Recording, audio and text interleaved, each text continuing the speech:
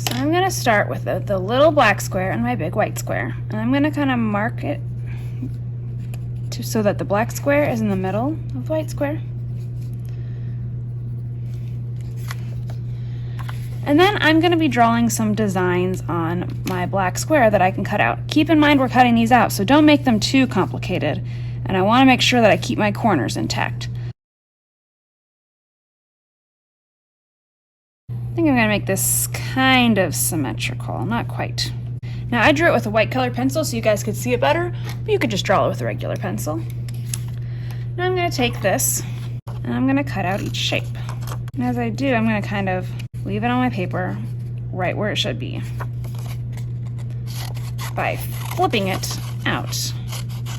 So I got my little piece. I should put my little black square back in there. I take it and I flip it so it is a symmetrical reflection over. Boop. Now you could just throw all your pieces in a pile and then do it at the end, but I find that especially when you have a lot of pieces that can get real confusing. So I like to kind of lay them down as I'm doing it. So keep in mind, this flips straight over from that. So that wouldn't exactly be a symmetrical reflection. You could totally do it. It doesn't have to be a symmetrical reflection coming off, but that's what I'm kind of going for. I like to make mine look like it just flipped right out. But you know, you have a lot of creative freedom, so you don't have to make it exactly symmetrical. I'm going to glue these side pieces in because I like the way they look.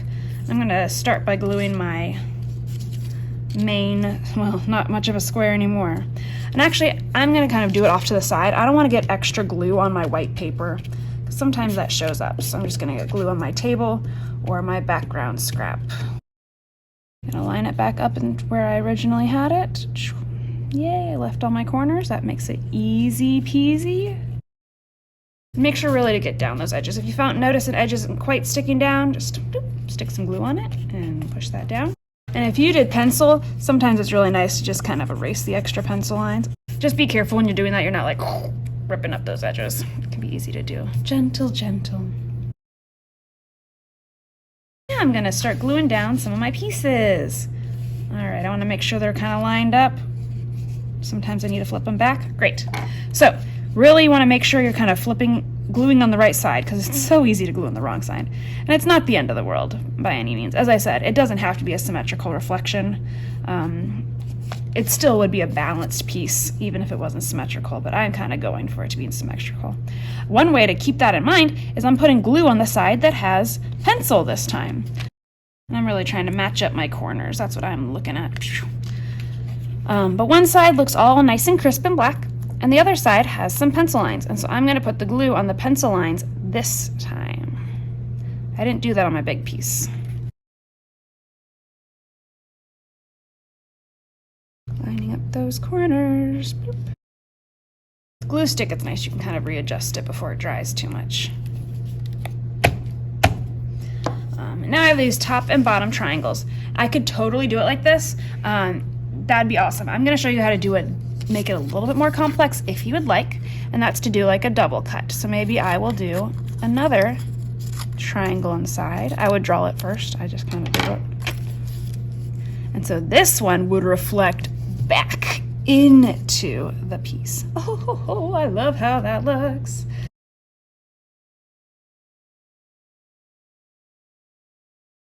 And I could even cut this one again and flip it back. I could keep doing it lots of times. I think I'm going to stick with just one extra.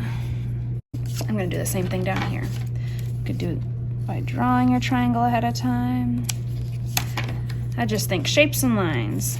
I think that triangle would even look pretty cool with like a zigzag line.